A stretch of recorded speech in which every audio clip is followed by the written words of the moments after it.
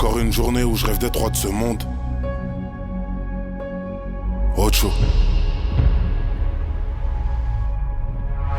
Encore une journée où je rêve d'être roi de ce monde. On charbonne fort à la recherche de ce petit truc qui choquera tout le monde. Les yeux rivés sur moi, je cours après le temps, je vise le record de la monte. N'importe qui j'affronte, je sens la pression qui monte, y'a toute la foule qui mate. C'est ton moment maintenant, le succès c'est tout droit. Tu crois en toi, tu sais que t'as tout donné pour en arriver là. Les yeux rivés sur toi, va chercher l'or, vise le record de la montre. Déterminé à être roi ou reine de ce monde.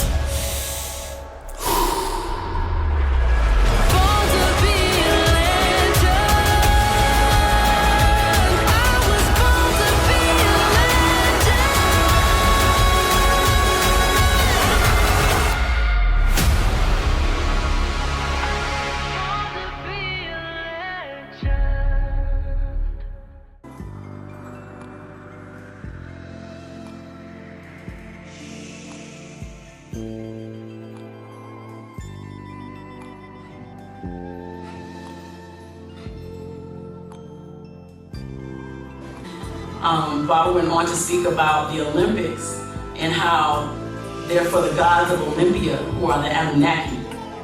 And what they do is they watch the games to see what the different genes are doing and who will be eaten next.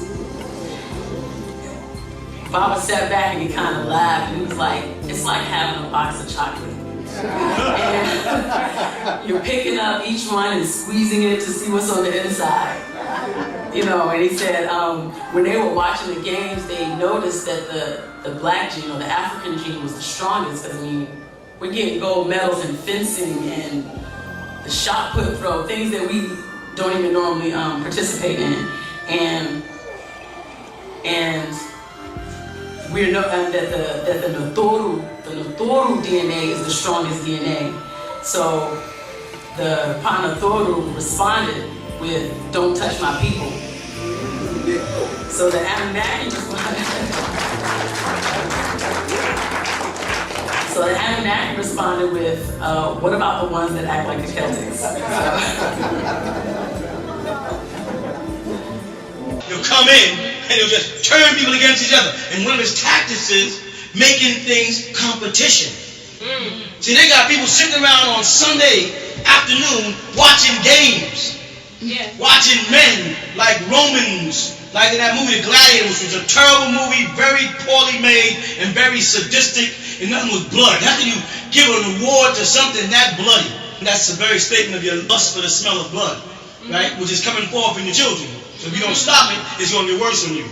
But they call it football now. Do they tell people the statistics of how many football players are maimed for life after a career football? Are crippled for life, their bones are broken all up. Right.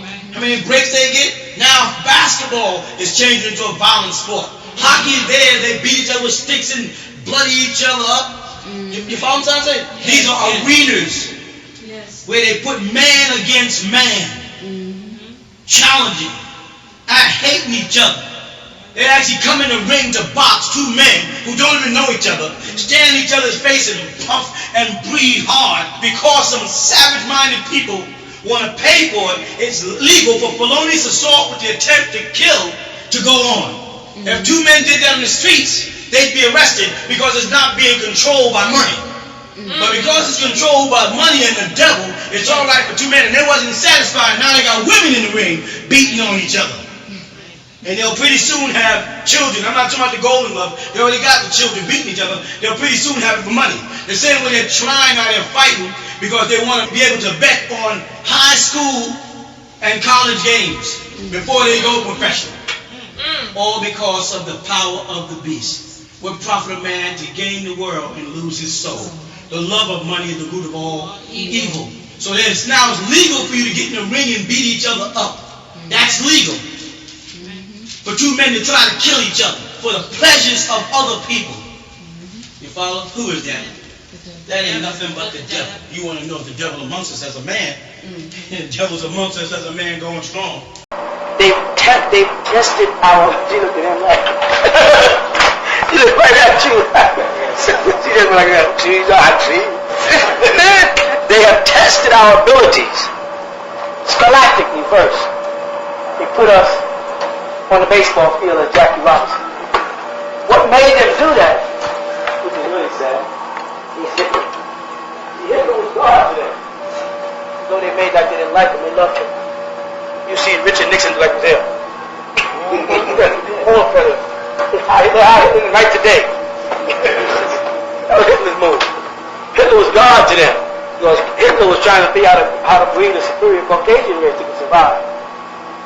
Right? But once he did, or once he thought he had it done, he took him to the Olympics. He never thought he would encounter someone who had been bred for 400 years in slavery. When he only had one generation to breed, he came up against a man called Jesse Owens and a whole fleet of others. They only give Jesse Owens credit. If you go back and watch the whole film, a whole about 30 niggas outran them. Jesse Owens just outran them so sad that they weren't kill him. I mean, Hitler blew his mind when Jesse Owens outran when he was bringing to the world, I have bred the perfect Platian, the perfect man. Blonde hair, blue eyes, North. And that's why they call those things North. Or the exercise of North. Oh yeah. That's where it comes from. It's named after Hitler's plan. And the nigger beat.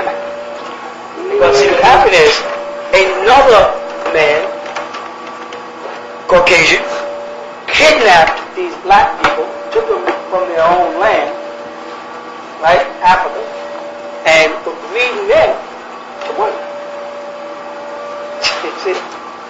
That's why, if you look around this room right now, the nearest one, this brother here, and this brother here is the nearest to what a black man used to look like.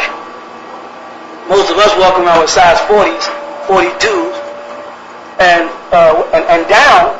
Our grandfathers were their shoulder span started from 44. Okay, remember your grandfather's suit jacket? Remember that shit you put on as a kid, you was in it. You know what I mean? Remember the size of his hand? Your father, they have through these chemicals in the sun, and these medicines and these pills, and our sexual appetite have shrunk us down to nothing. It's healthy to be thin now, because you're breathing less, you're taking less food, you're taking less poison, and your life will survive. It's time to lose weight, actually, but nobody's listening to me. Right? So, when Hitler's plan failed because they had bred Africans to be workhorses so they could have them out in the field all day, it created these big men. They start calling them bucks, like a male deer, a medingo, they call them. Big African. But what happened is, the white women looked over and said, hell, well, if they're that big that way,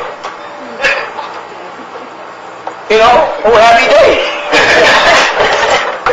What they didn't know is that the Tamaru, his gene was so weak that he was also saying, hell, if they're big that way, and then the slave masters were taking black men, you follow that, and having so homosexual acts of them and pumped it into our community, something that's not written in history. And even Akhenaten was hermaphrodite, not a homosexual. You follow? It was a physical effect that eventually becomes a chromosomal effect. Because anything that's in the level, if you break your tongue, right, and you can have a child later, your son, a son will have a bent toe. Scientists don't understand how that happens. You know what I'm trying to say? But it can happen. If you have a broken finger, you have a son, he'll have a lump on his hand born that way, or a birthmark, because of something the mother craved when she was pregnant. She might have craved a pork chop, and baby had a pork chop on their arm. You have your face on a pork chop. It was shaped just like a pork chop. The mother had that power that God mind to stamp that in there. I mean, she does have something to do with the shaping of the womb. What takes place in the womb. You read the tablets, and you read my scrolls, but you're willing to lose your very souls. I'm the one that was sent to you